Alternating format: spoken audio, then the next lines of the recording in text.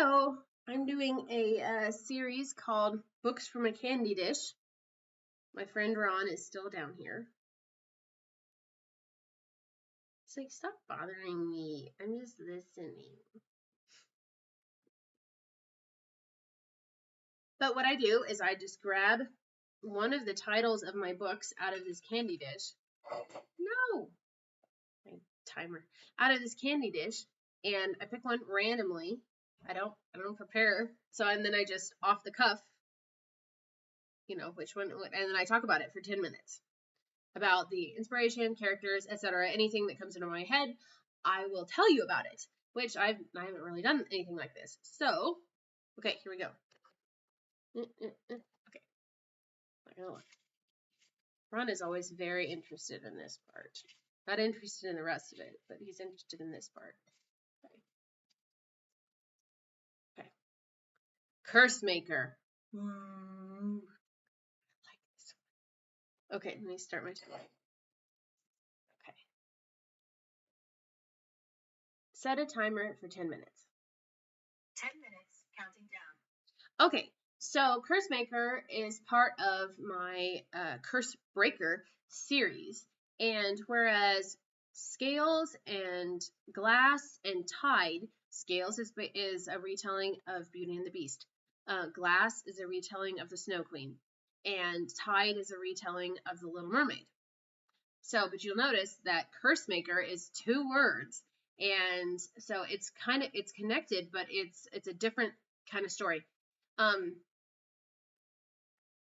What kind of inspired me first was I saw the movie, and I read the book first, but then I saw the movie called Beastly, which is a reimagining, it's like a modern reimagining of Beauty and the Beast. And I read the book and I liked it, and then I saw the movie and I didn't like it as much because I didn't like Lindy. She wasn't anything like she was in the book. The Belle, the beauty character. But I liked the witch a lot more, the enchantress. I think she's played by one of the Olsen twins in the movie, and they have her in such cool costume, like this long black coat and these high-heeled boots and black around her eyes and long hair with these braids, and she's a goth kid, but she's not a kid. Like the way that she carries herself in that, it's a great acting performance, and I don't think anybody's really seen it, but she did a great job. And that character just really captured me. I was like, wow, what if the story wasn't really about the Beast and a beauty, but like the prince and the witch? And of course, in Beastly, and the enchantress is not bad. Now, in the original fairy tale, she is, but not in our modern, like not in this one. She's not bad. She's trying to teach a lesson. And so, but I'm like, okay, what if I remove that element? What if I make this witch person like an actual bad guy? Because I always love exploring that, like turn the bad guy around. What is motivating this bad person to do these awful things? Because if they're not the main villain, then a lot of times they're being manipulated, and like some deep scar or something has happened to them in the past. It's like Darth Vader. Like Darth Vader is absolutely responsible for a lot of stuff he did, but he was manipulated by the main bad guy. And that's kind of what I thought would be interesting was like, what if this person was very, very had a very traumatic past and was then swept up by, instead of somebody good, was picked up by somebody really bad. So, and then the prince obviously has to be kind of the good guy, but he has a spell cast upon him, and the whole palace is going to be a spell cast upon them. So it was kind of like still the Beauty and the Beast vibe, like the palace, and then you're trapped in there and alone, And so what do you, instead of a journey type of story, because Scales, they kind of went on a journey, and Glass is similar. Like you're kind of stuck there. You're kind of in the. But I love exploring these magical palaces and making each one kind of have a personality, all of their own. So I knew that I wanted to involve the witch that was in Scales, which was Baba Yaga, because I thought that this witch is the worstest, scariest witch that any folk people have come up with. I mean, I am not exaggerating when I describe her. That is exactly how she's described in Russian fairy tales. She lives in a house that's made of bones and that has chicken legs and it can run around. And then she flies around in a big mortar and pestle, so not on a broom. It's a mortar and pestle that she flies around, and she eats people. Like, she is worstest. But she's also intelligent, and she's also not unfair, which is really interesting. Like, if you ever read the story Vasilissa the Fair, goodness, somebody's got really loud music going on outside. Anyway, Vasilissa the Fair is the Russian version of Cinderella, but it starts out with Vasilissa encountering this witch, and she's scary. So I thought, she's the best. She's the best scary in the woods kind of witch that there could be. Because the one in Hansel and Gretel, she's not. She's in that candy house, so there's something kind of demented in that. But this witch is not. She's not hiding. She is what she is. She is death. She's death that waits for you in the woods. And so my girl is an apprentice to Baba Yaga. She's going to be a witch like her, and a powerful one. So she has a lot of magic in her, the capability of doing that.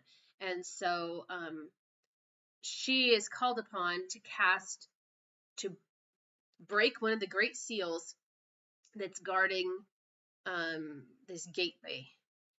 But she's called upon by Mordred.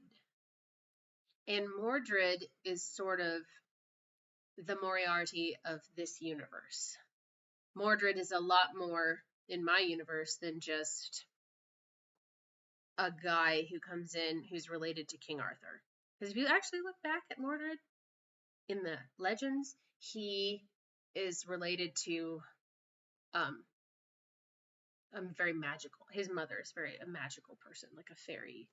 And so, but my Mordred is on steroids. So, he's more like Satan, really. He's just hugely big and bad.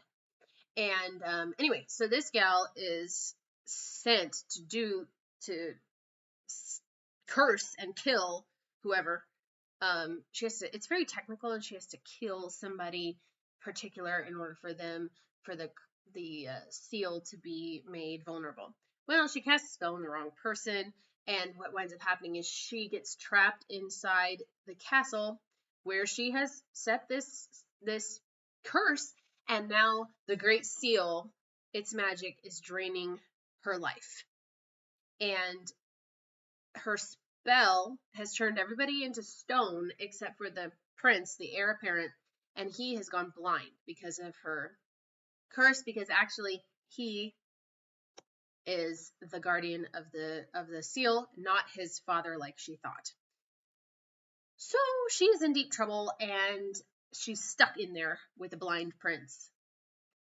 And she is hateful and venomous. But she's like a creature that's just caught in a trap.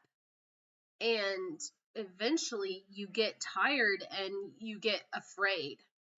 And the Prince Christian, he's no pushover, but he's also a really good man.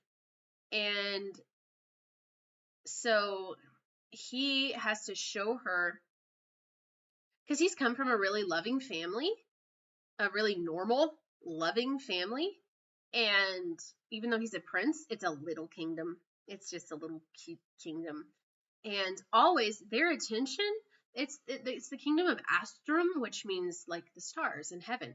And so they love looking up at the stars and studying the stars and the legends of in the stars and history in the stars. So they're always upward and looking at light upward. And the palace is very peaceful, filled with living water that is running through the palace all the time. It's actually source water, which she didn't know, which is what supplies cursed breakers with their power.